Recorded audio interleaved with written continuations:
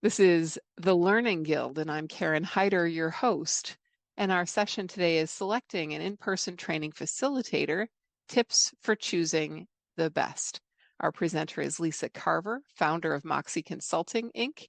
She's an experienced HR consultant specializing in communication audits, instructional design, facilitation, professional coaching, and strategic planning. She has worked with companies like PepsiCo and Walmart, government organizations, and political campaigns. Lisa is passionate about creating sustainable solutions and excels in communication strategy. She holds a BA in communications and an MA in history and political science, and she is a certified trainer for Achieve Global, DDI, DISC, and Franklin Covey. In her free time, Lisa enjoys shopping with her daughter, watching her son play video games, and training for her next 10K. I'm happy to turn things over to you now, Lisa. Go ahead and begin when you're ready. So much. Let me share my screen so everyone can see the PowerPoint.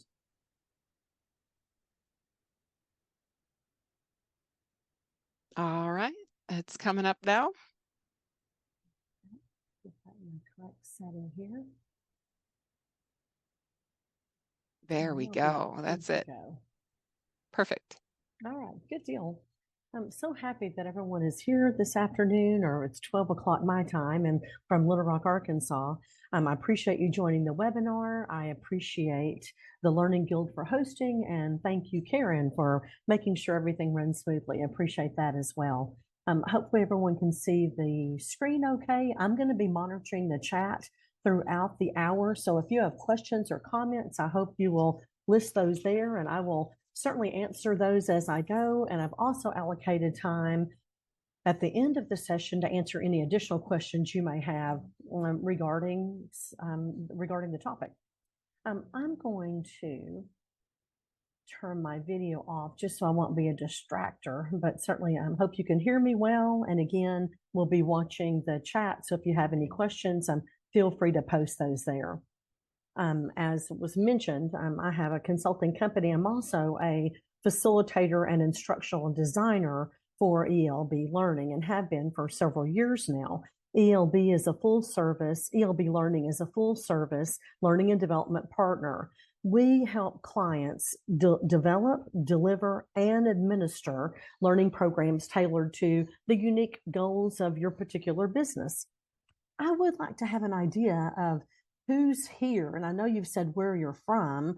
Some of you did, but would you be willing to type in the chat what's your company or business and your position? And then if you didn't type where you're located already, if you would type that in. We'd just like to see the diversity of participants we have in the class. And I'll start it. Mention that I'm Lisa. You don't have to type that because that's going to pop up. But your company and position. And then I am calling from Little Rock, Arkansas.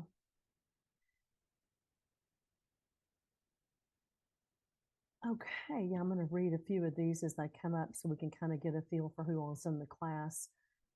An advisor in Baltimore, instructional designer, okay, with Mortensen. Let's see, learning coordinator. We've got a property manager and L&D trainer, program supervisor, strategic consultant in banking, okay, facilitator, freelance, e-learning content, instructional designer, specifically with Life 360, interesting. I was talking about that just recently and who's watching who. We've got educational program manager, training analyst, someone else from Mortensen. And hopefully everyone can hear me okay. I think my volume is okay. Hopefully you can adjust it on your end if there are any issues.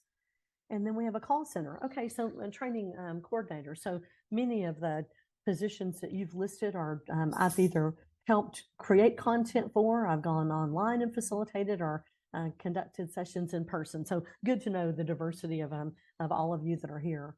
Hopefully, Guy, you can adjust the volume on your end, and so you can hear okay. All right, hopefully you're going to be able to address that. All right. Good deal. Well, maybe I just talked a little louder. I'll try to keep that up as we go then. All right. So we're here to discuss tips for choosing the best on-site facilitator. And as you know, and many of you may have experienced this if you were in a similar or your current role, during COVID, many companies either shut down their employee development program entirely, they dramatically cut back, or they moved to an online format. And so I saw all of those different options taken by companies, especially right at the beginning of COVID. So many just shut down. Over the last probably 24, a little more, maybe months, many organizations are reactivating their internal employee development sessions. And some of you may have seen there was an article in both Forbes and Fast Company, which I read both of those pretty regularly. And their articles were stating that many companies are implementing the RTW, or return to work policies. And as a result, there's an impact on how employee development is being addressed. And so I'm interested in knowing really how are you all handling your training now? And there's just a short poll that you're able to participate in if you'd be willing to. I'd just like to get a feel for, with the diversity of companies and positions here, how are you currently handling your employee development and leadership training? Is it A, not at all, B, online or mostly virtual, C, primarily in person or mostly instructor-led training in person, or is it really a mix of C and D? And I see so many of you just I'm typing. so sorry, Lisa. I don't have that poll ready to go. So folks are just typing in chat. Thanks, everybody. Fine. That's fine too. So I can see all these responses coming in. And we've got, it's just a good variety, isn't it? Let me go scroll back up here for a minute. So a mix. So D was the mix. B is online. So there's D's and B's. D's and B's, D's and B's. Okay, D's and B's. Online and virtual. Okay, right. I started to put another online with instructor led. And so, yeah, you're calling that one out. And I knew that was an option as well.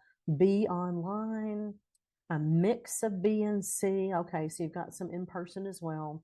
And then a good mix. Okay, well, I was really just curious. If you're like me, there's this really, I understand that virtual sessions can be very effective. I had worked in using Blackboard in university settings for a few years, facilitating sessions online. So I think I felt much more comfortable with it than many people who had primarily facilitated sessions in person. So we know if you're a B person on here and what your company's doing, and it looks like there are several of you that are. Certainly, we know that can be effective, and it can be an okay strategy. However, for those of you who've been in training and development for a period of time, we know that when you are able to bring people together at the same place and at the same time to discuss and learn about new policies, practices, programs, or whatever it is the discussion is around, it's just a different feel to it. Right? You've got everyone in the same room, and it just has a different level of engagement and energy when everyone's all together. Now, again, having said that, I facilitate virtual instructor-led VILT sessions on a weekly basis, multiple sessions per week. And so I do think that those can be done very effectively. I just think, as our topic is about in-person, in-classroom training, we're really going to focus on that.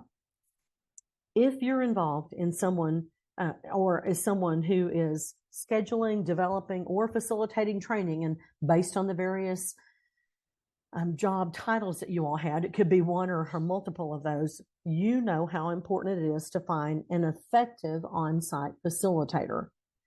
And so I want to spend just a little bit of time talking about really answering 3 questions around that question, around how do you find an effective on-site facilitator.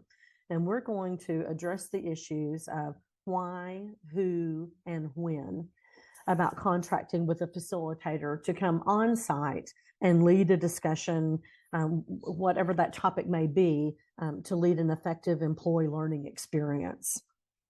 As I mentioned, I built in time at the end for Q&A, but feel free to ask as we go along. If there's something I can clarify or expand on a little more, I am happy to do so. I would love to have active participation so I can attempt to address whatever questions you may have. So as we look at these three categories, we're going to start with the why. Why should you consider hiring a facilitator to come on site for your employee development program or initiative? And I have several reasons that I want to share. But before I share my list, would you be willing to type in the chat, what are some reasons that this might be a good idea? Why might you bring someone on site to facilitate your training classes? Can you type some reasons that you have or might? Now, first one, Guy put fresh perspective.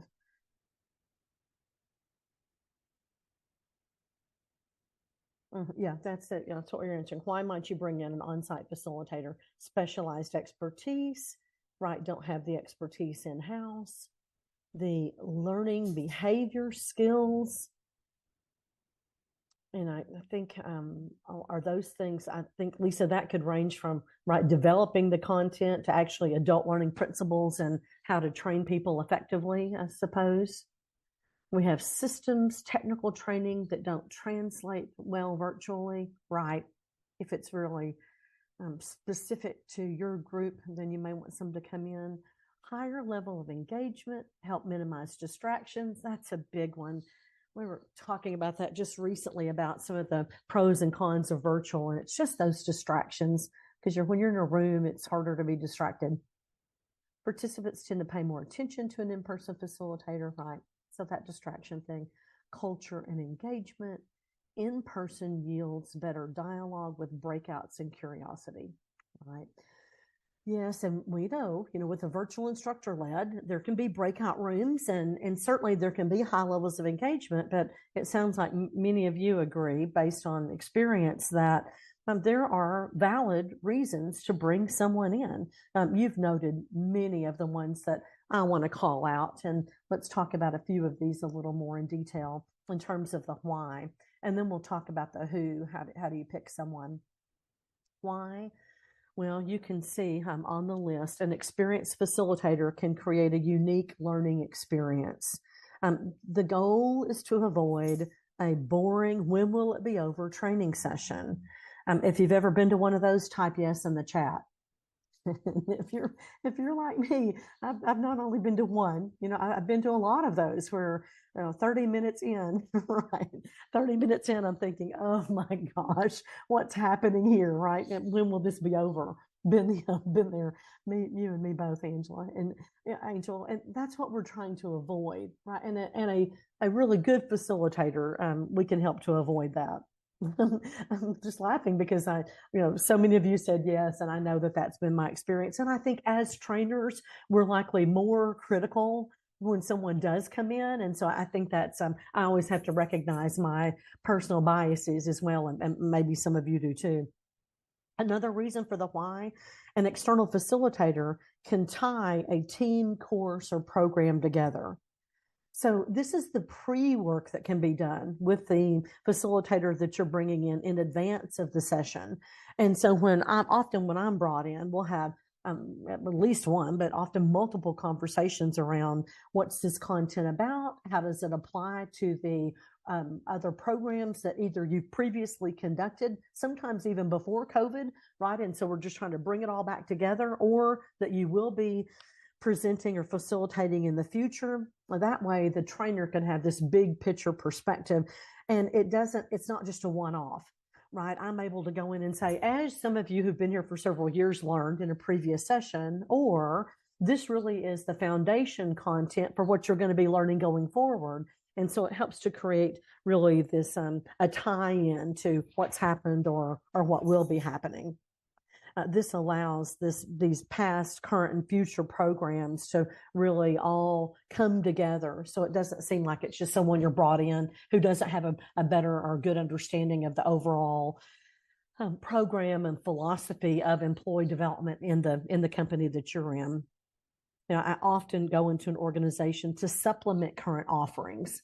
And so they may have, multiple programs running, and they just need someone to come in and do one piece of that. And so it's really helpful for me to understand the bigger picture. How does this one session that I'm facilitating or series of sessions fit in with everything else? And so being able to tie that together is a reason that you can bring someone in. And so maybe one of the benefits we also have in the chat, low energy, pace, or tone of facilitator, right, can impact that's when I said who's been to one of those where you just can't wait for it to be over. And then we have in a long curriculum, the group synergy is so much tighter in person. Yes, and when we talk about tying the programs together, I think that that's a critical piece, is being able to help the group kind of gel over a period of time. And a good facilitator, I think, has the skills and expertise to make that happen. I'd also like for you to consider, in terms of answering the why, that an external facilitator can create this atmosphere of excitement. Experienced facilitators likely have a variety of activities, case studies, a different perspective than an internal coworker. And so it's just someone new, right? Someone different that they haven't seen or heard from before, or someone that they work with every day. And so it just, it's a different feel when someone comes in from the outside. And then another reason is a gifted facilitator can increase retention and application. And this happens, I believe, by presenting the information in a new way, right? It's just breaking down projects, dissecting policies, or analyzing current situations. They just are able to look at it a little differently. And as a result of presenting it differently, the retention can be enhanced. If you think of some other reasons for the why, feel free to type them in. And I think I saw a little hand clap going up around maybe the supercharging of the retention. And then Kimberly's posting, we can also get the learners to get up and move around to increase energy and avoid them checking out. Right. And I think a seasoned facilitator knows how to do those things, right? If it's someone who doesn't facilitate regularly, then there are just these little things that they may not be aware of that can actually make a difference in terms of retention and, most importantly, application. Now, if you're like me, you may be thinking, and I'm guessing most of you may have thought, I can do all of that, right? I've got the background, experience, and energy, and these are things that I can do regularly. And so if that's, a thought that's coming through your mind, then I'd like to address some of those concerns around that. If you've been in training for very long, you probably have heard of this concept of the trainer from afar. And I didn't really know what that meant until I was a sole training manager, and I was for 3 different companies. And this is when you may have, as an internal employee, you may have told your employees something over and over, and you feel like you very effectively presented this content to them, and you've been clear in your expectations. And then someone from the outside comes in, they say the same thing that you've been saying all along, and all of a sudden it sticks. And your employees sometimes act as if they've never heard it before, right? I'm seeing some hand claps. And so I used to get so annoyed when that would happen. And yet, at some point, I realized that it happens. It really is a thing. And then I decided not to dwell on it and just to take advantage of it. And so I think it's, many of you can relate to that, right? That was a crying emoji, right? You can relate to that. And but I just think it's an issue, right? We shouldn't deny that it happens. And if we can bring in someone to really reinforce important elements of the program, then, why wouldn't we take advantage? Also, as you know, designing, developing, and facilitating an effective program, it takes concentrated time, energy, and effort. Even if you use AI as a starting point, and I know many training programs and companies and employees are using AI as a starting point, content still needs to be customized to your team, to your department, or to the company. I'm doing some work now where the company is using AI to create the base content, and then I'm going in and basically fixing it. Because if you've used AI at all for training to create training, you know that sometimes the wording is weird or it suggests doing things that just don't make sense. And so while it may be a good starting point, there are certainly opportunities that would be required to fix it, right? To make it be seamless and more smooth, and to be grammatically correct as well. And then, of course, there are shifting priorities. So you have an ever-changing workload. There may be staffing issues, and these make it challenging to find the time to conduct the research and to create content that will achieve the desired result. Now, I think anyone can create a training program, but that doesn't mean that everyone can create a really good training program.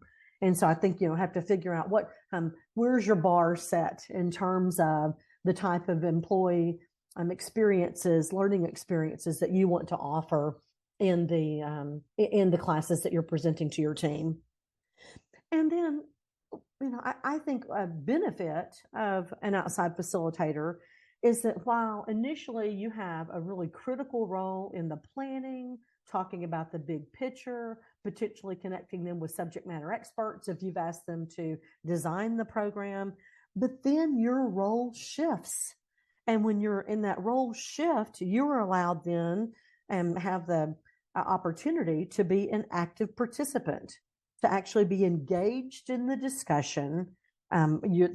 Your focus can be on the content as a user instead of a trainer. And that way you're actually able to, actively participate and enjoy. So if you're thinking I can do all of those things myself, I hear you. I thought that often myself. And yet I also knew that there were times when I had great intentions and it just didn't happen.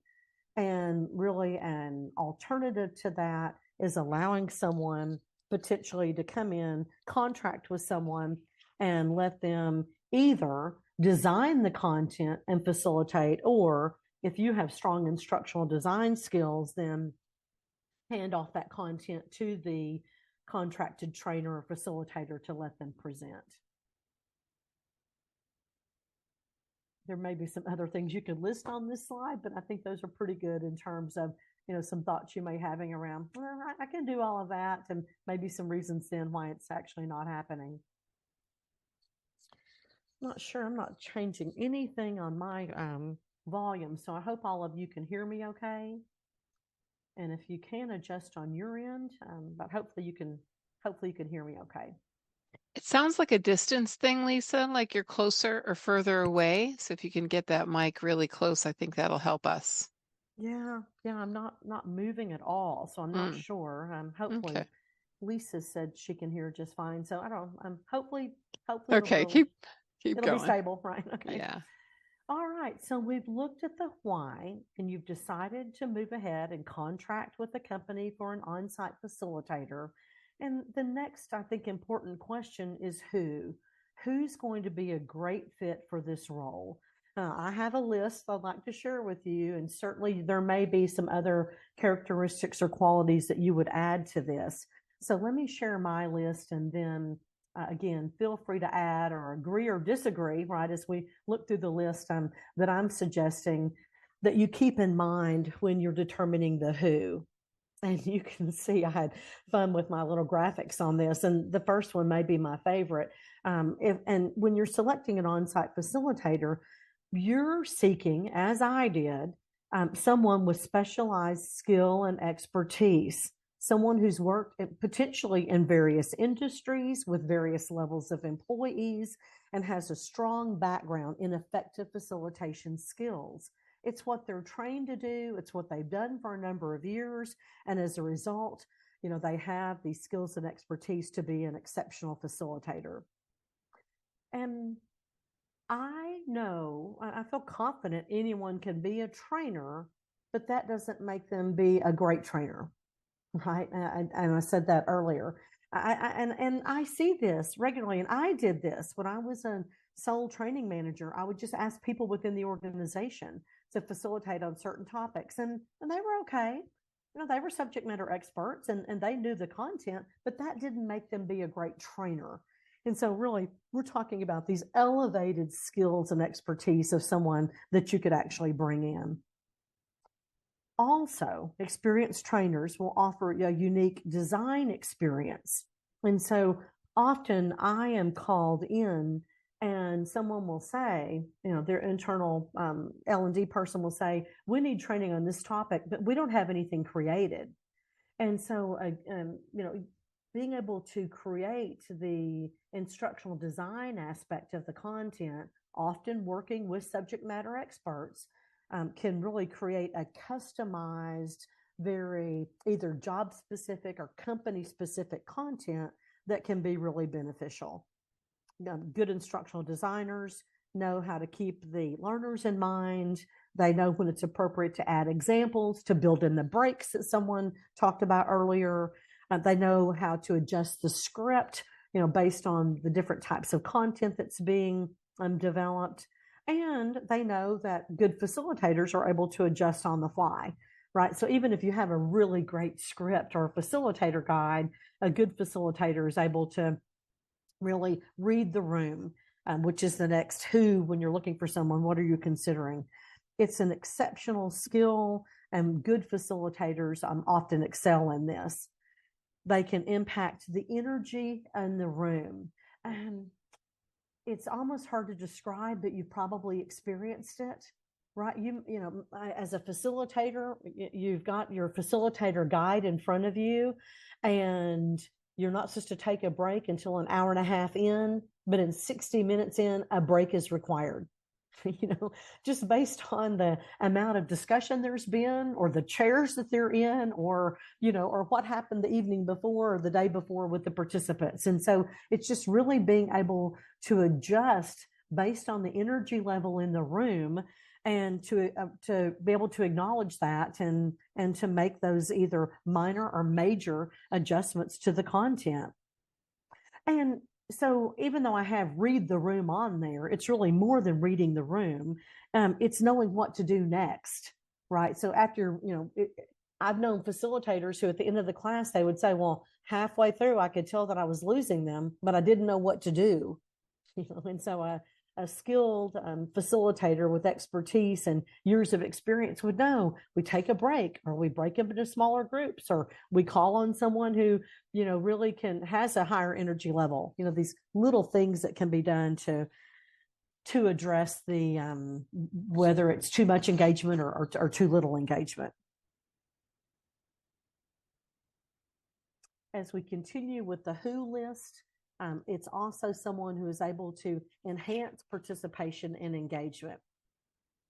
External facilitators often, they come in with a neutral perspective, right? They don't know the background necessarily, or the history, or the personalities of the people in the room. And as a result of this could be beneficial because it really enhance some of the learning discussions, placing people in groups, and encouraging active participation from everyone. It is not uncommon for an internal person to tell me after a class, I can't believe you put so-and-so at the same table with so-and-so. I never would have done that. So internally, about some of the personalities or disagreements or things that are going on, but with me coming in, I don't know those things. And often that can be a positive, because I can create this neutral environment where everyone's in the class. They all want to equally learn, at a common rate, and to be engaged in a similar manner. And so there's some, I think, benefits to having someone come in based on, they just don't bring that baggage with them. And then an on-site contracted facilitator can often offer a fresh perspective.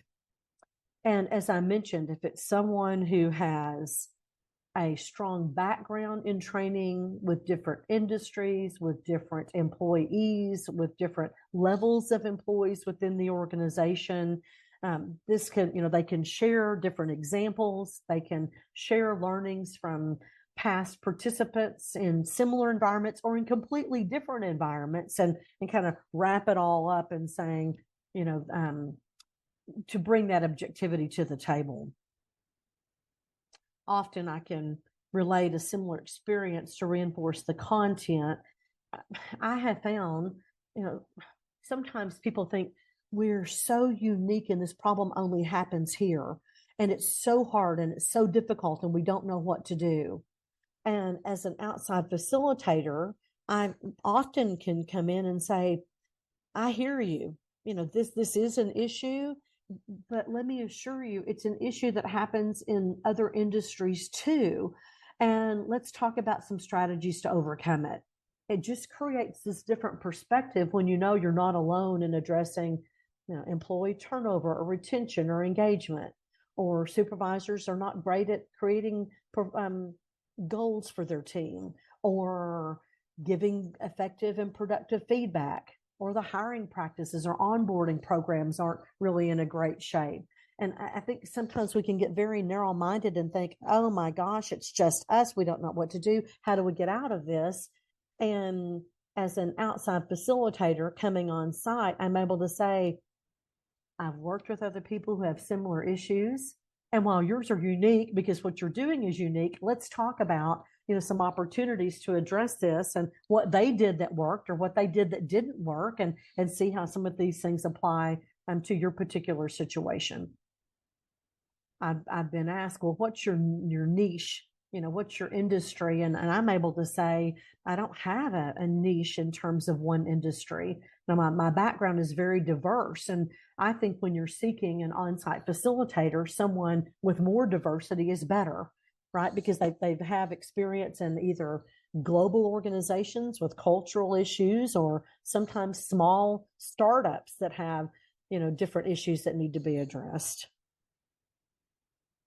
What else do you consider when you're thinking about the who?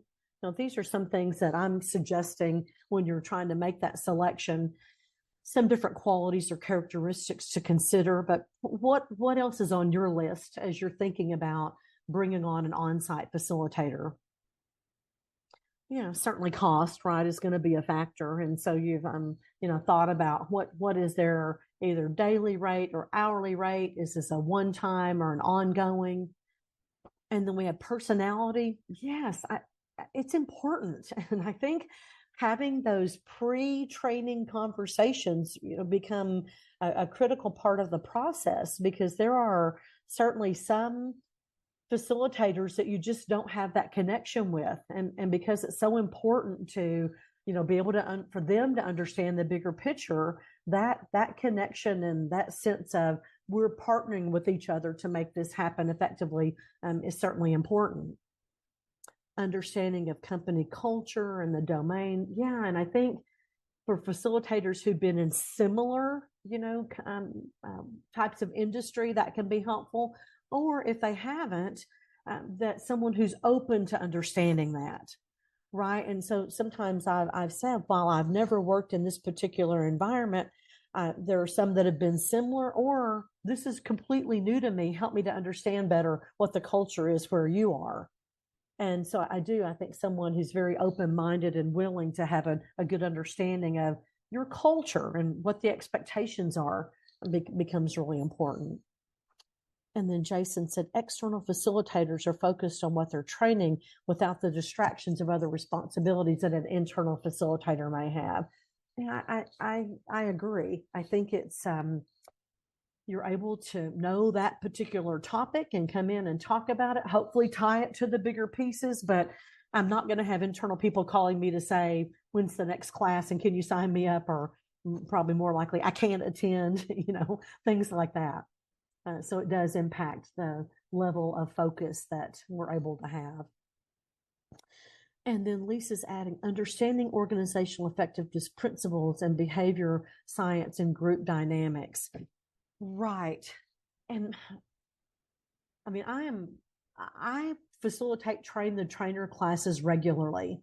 And so I know that sometimes that is, going back to who was it that said cost and location guy? That was one of the first things that came out. I know sometimes to train the trainer and using internal facilitators is based on cost considerations is what, the direction that you need to take.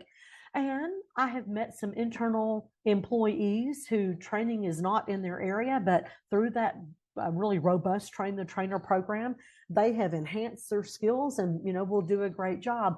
I've also experienced, and maybe some of you have, there are some people who volunteer or are voluntold, right, to be a part of the train the trainer program, and they don't want to do it. It's not their skill set. They're really great at they're technically competent, but standing up and speaking in front of the group not only is it not something that they want to do, but even when they're told to do it, they're not good at it. Right? You've seen that likely. There's this whole continuum, I think, of when we're asking for volunteers internally for training.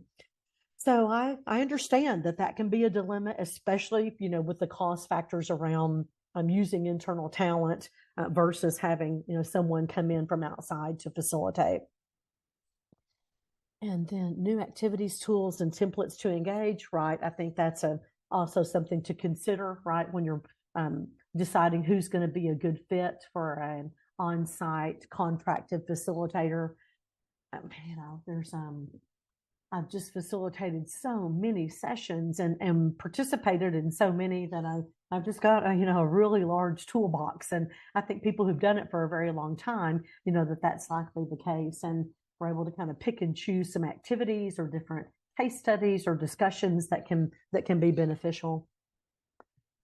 Let's see. This says, Kimberly noted, there also is less censorship and learning participation, giving the facilitator has no biases.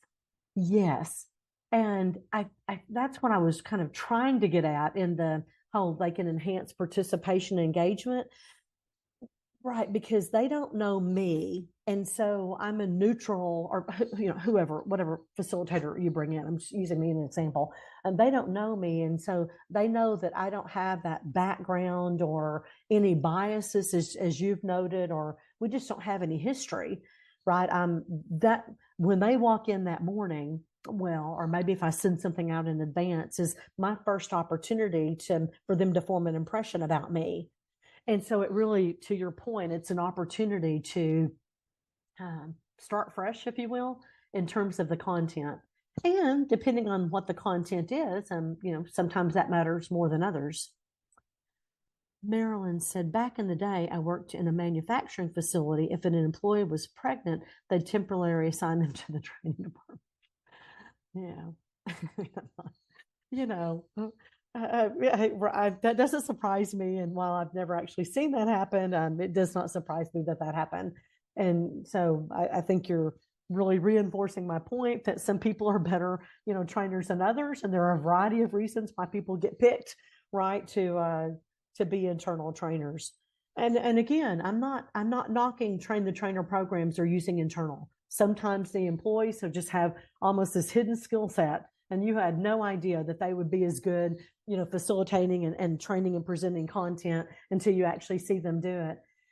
I'm working with a group now, and we went through a train the trainer, and I had some concerns, and yet the internal L&D person wanted to move forward, and so I co-facilitated with them, and they just literally held the script in front of them and read it.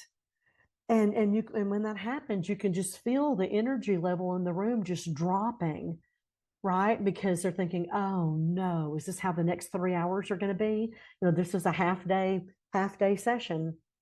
And so it's, I think I've just seen on the continuum, some really good experiences of internal trainers and some not so great examples as well. So you can see, there are a variety of boxes to check when you're attempting to determine who's going to be an appropriate internal facilitator that you're going to, spend money, time and money, right, to have conversations with them, get them up to speed, bring them in. But hopefully they're going to do an amazing job, and you're going to have employees saying, let's have them back. Right. It was successful to the extent that I would recommend them. I think one of the it always, I kind of laugh when it happens, but I always think it's a compliment when someone writes on the end of class evaluation, I was dreading coming, but it wasn't nearly as bad as I expected. Because some employees, just based on their past experiences of going to training, they already have this mindset, right, of what it's going to be like. And so anytime I can, make it seem a lot better than what they had anticipated, I think is a win. It's a, if I think if you name it, I've probably seen it on an evaluation over the last years. So several factors to consider in terms of who, and you probably have your own or a similar list, but maybe these are some things that you might could add to it as well as you've decided, yeah, we're going to bring we're going to bring someone in, but let's think about who's going to be a good fit. For us to spend our money on, knowing that if the person does a really good job, right, there may be some other opportunities for them to continue and to really get to know our organization.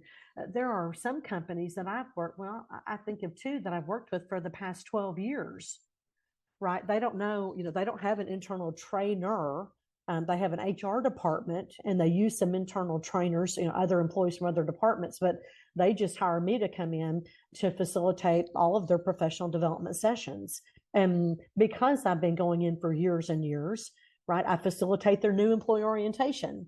I'm part of their onboarding program so that I know their employees. I facilitate a 6-month leadership development program. So I know the supervisors. And so, I feel like I've really ingrained in the organization. And for someone who does a good job initially, there are ways to partner for, however long you choose to be able to help them come in regularly and to assist you with the workload. Karen, there's a question in the chat about the recording and slides, and honestly, I'm not sure how that's addressed, and so you may can answer that at some point if you'd be willing to. Thank you. And Lisa, we'll see what Karen says. All right, we've talked about the why and the who. Let's spend a few minutes talking about when. When is a good time to even consider hiring a contracted on-site facilitator?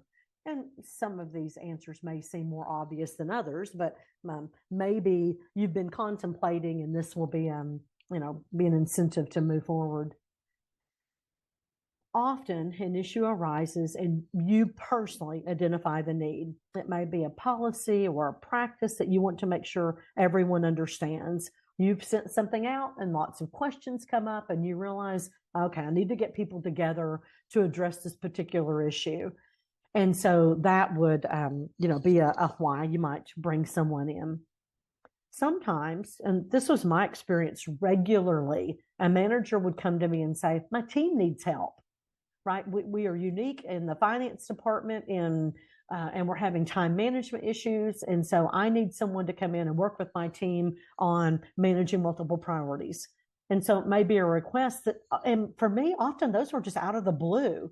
Maybe I had planned a 6-month training calendar for, all employees to get people involved. And then I get this one off. And so that would be a time when if my capacity was full, then for me to be able to think about how can I get someone to come in and address that particular request. With the changes in companies, and when I say changes, that may include mergers or layoffs or new products or new customers, it may be good timing to consider a reset. And so it would be a reset of the company values or the company best practices. It may be a reset regarding hiring or levels of engagement, onboarding, or appreciating diversity. Any of those topics and others, it may be appropriate. And it may be, this would be something that every employee may need to hear, right? And so I know, well, 2 or 3 handfuls of times over the past 25 years, a company has said, we need every employee to hear the same thing regarding, pick a topic, whether it was conflict management or diversity at work or a new policy that they had implemented. And so, and they didn't have, their department was too small and they didn't have the time frame to build up internal capacity for train the trainers. And so they would hire someone to come in, and I would be the person who would come in, and maybe it was either 120-minute, 2-hour sessions. So we might do 2 or 3 or 4 a day, right? And just rotate people through when it was something that every employee needed to hear in a relatively short time frame. So we could say it was a level set, getting everyone on the same page about something new that had happened. It's really an opportunity to create a new baseline. And so you may could think of some opportunities in your company that might be beneficial. Make sure I'm not missing something in the chat here. Okay, recording will be posted, and that's great. Share the slides as well. And then Kimberly said, get a buy-in with the change management, right? And I think, and that could be an issue you need to, you've identified. The manager may request that, or it may be a whole company thing, right? In terms of change management. I'm working with a group now. We've created a 5-month series that every manager is going through, and it's around what we call the overall series, Thriving in a Matrix Organization, because they've recently, 2 companies have merged, and what was a very linear hierarchical company has now moved to a matrix structure. And if you've worked in both, there can be challenges in both. But if you're used to one and you've merged and now everything has changed, some of the managers are struggling with that. And so over the 5 months, 5 different topics, 1 per month, 25 managers at a time, with multiple, I think 8 sessions offered per month, right, where every manager will be having engaged in conversations around change and what's happening here and what's my role in this and what can I do to make sure that we're effective in this new structure. So something new or different. And then the last the last bullet point, it's been on your list. It was on your list last year, and it's on your list this year. And you're already thinking, as you plan for 2025, it's going to be on your list next year. And maybe, and it literally, anything, but I think of especially new onboarding programs, rolling out a new policy, training managers on pick a topic. Often it's performance appraisals or conflict management or communication skills. But based on your current workload, you just don't have the time. And so you keep pushing it off. And as a result, there's a gap. And it, and everyone else knows it, but it's just a capacity issue, and you just don't have the time to do it. And I think, and I experience that, regularly as a one-person training manager for, larger companies. And at some point, I realized that I don't have to be the only person to design, develop, or implement employee learning experiences, right? There are professionals that I can call in either on a one-off or an ongoing basis that can help me. And the contracted facilitator, once I've answered these questions of why, who, and when, can really help me check some items off my to-do list that are going to ultimately benefit the organization, whether that's my personal team or the entire company, based on the topic that needs to be addressed. We see over in the chat, Lynn said, we attempt to differentiate between facilitation of a change management objective without a learning objective, a communications or tech briefing, and a facilitation with learning objectives that need to translate into performance application. Yes, and so to your point, there are a variety of different ways to address this. And if you're going to hire someone to come in and do one or more of those, right, they need to have a clear understanding of those distinctions that you're making internally. And so that's a good point. Different companies, all right, address it differently. And one of the topics in that Thriving in a Matrix organization was around feedback and appraisals, because they've completely changed that process. And so I was able, working with their internal subject matter expert, to have a really, I think, in-depth understanding of their new process, which allowed me to talk through it and show their forms and talk about their forms and how it compared to their old forms, and, to get everyone understanding how this new process works. And let's see, Lisa's saying, I will reach out Q4, we're looking to get a designer facilitator for leadership and possibly a trainer. Well, that's certainly something that we work on regularly, one or both of those. And so glad to hear that's something that you're considering and that you think it might be beneficial for your particular organization. So we've talked about these three elements. I want to see what additional questions that you may have as it pertains to selection of an on-site facilitator. And I put two or three down that I thought you might ask about, and one of them has already been addressed, and that's the money. Certainly that, and which is always a factor. How much do you have? And one of the things that I had a conversation with someone about recently on a call, she said, we know we need to have it done. We've built into our mission and vision statement that employees are important. And what I have to do is to go back to our leadership team and say, we can't keep saying this if we're not going to train our employees and give them professional development opportunities. And so, that was her telling me that, and so it's, she as the L&D person internally, recognizes that and just knows that there needs to be some conversations internally. If you say we value our employees, and one of the things that we want to do is to give you great professional development opportunities, but then you don't, it creates this disconnect. And so I know cost is always a factor. I mean, it always will be. And that's why you can decide to partner with other companies, right, to bring people together for different forums or different opportunities. You may offer a mix of virtual instructor-led, all online or in-person training. Right, there are a variety of different options to based on the amount that you have budgeted for the particular courses that you think may be beneficial.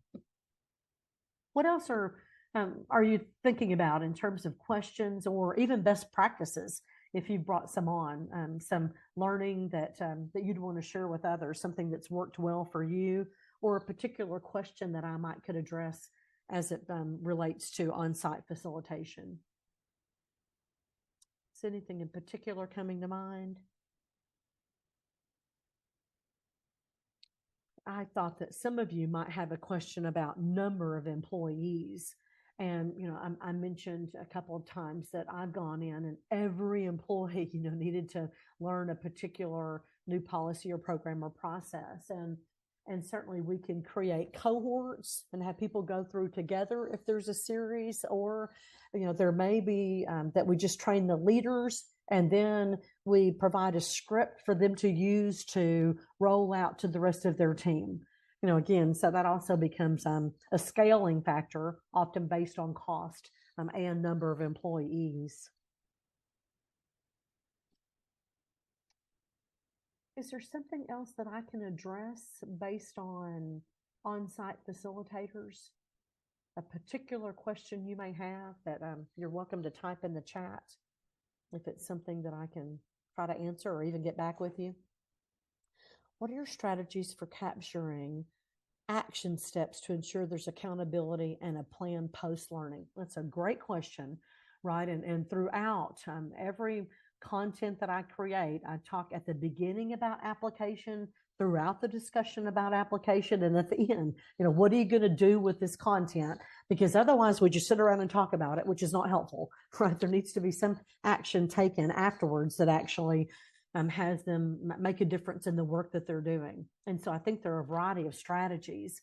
It may be things like having an accountability partner. There may be an in-between or a post-session coaching session to have them talk about what did they lessons learned and best practices or what didn't go well. And then I would say 99% of the time, I have them create an action plan and encourage them to share that action plan with their supervisor. So there's some internal accountability to make sure that that some action is taken based on the conversation or discussion. It's an important piece, certainly, and I'm glad you asked about it. Marilyn said, I recently had to facilitate a session with 35 people attending in person, along with 60 attending remotely at the same time. How can I talk clients out of this? And you hear me going, oh my gosh. Yeah. At least try to encourage them to let you do it separately, right? 35 people in class, great. 60 people attending remotely, well, that's a lot, right? If you want to have any type of level of engagement, if it's a relatively short time frame for the training. And I just think it's a matter of talking about pros and cons. And I recently was asked, can we have people attending remotely? And I said, of course, right? If that, if you're choosing to, it's your, that's your call. Let me talk about some of the pros and cons of that and really laid it out. And what they decided is that the remote employees would watch, right? They could see and hear, but that I would, as the facilitator, would not be expected to have an engaged group of people in front of me and, try to do the remote employees as well. It's just, it's not very smooth. And and you likely have seen people try to do it, and it just doesn't work very well. Has been my experience. Is it impossible? No. Is it a best case scenario? No. And I think sometimes calling out those pros and cons and having people actually think about the logistics of it, can help them to say, let's just do 2 sessions, one for the remote, so I can be completely engaged and make sure that there's a good response time for them, and then a separate session for the in-person. Takeaways from the meeting. Okay, we've got some takeaways here and providing feedback, I see. And then thanks for attending. Yeah, hybrid is tough. I just think any way you look at it, it really is. I'm seeing if you have any more specific questions that you'd like to ask. I'm happy to try to answer those. And you're welcome to follow up with me afterwards if for some reason I didn't get it addressed. You can see my email at the bottom of this slide, L Carver, that's for Lisa Carver, at elblearning.com. And I would be happy to have a conversation with you around your current training needs, or if there's a specific question you have about, train the trainer or whatever. I'd be happy to talk to you about that. I do want to mention some of you may have an opportunity to participate in conferences. And if you do, here's some information for you to consider at an upcoming conference called DevLearn, and ELB will be making presentations for that. And I think the fun part is at the conference, there will not only be presenters and panel discussions, but an 80s band and a dance party. So if that's your thing, then you might enjoy actively participating in that. And as we've been talking about staff augmentation, so if you recognizing that having someone externally come on board or come to your location and facilitate classes, then there's a QR code for you to get to the ELB learning website to learn even more about some of the options. And again, that includes purely online, virtual instructor-led online, or on-site classes. So a variety of different options. I just really appreciate your level of engagement and the questions that you have asked this afternoon. I hope you found the content to be beneficial. And I wish you the best of luck as you move forward. And for those of you who are choosing an effective facilitator for your next on-site learning experience. Thank you all so much. I've enjoyed it. Lisa Carver, thank you so much for sharing this important information with us. We also want to thank our sponsor, ELB Learning. And yeah, ELB Learning always puts on a big show at the DevLearn event. They can be counted on for having some really good entertainment. So thank you so much for doing that. And thank you all for joining this session. Of course, this session has been recorded. The recording will be uploaded into the Learning Guild's archive, and we will do our best to get that PDF of the slides posted as soon as possible. Thanks, everyone. We'll see you next time. Take care.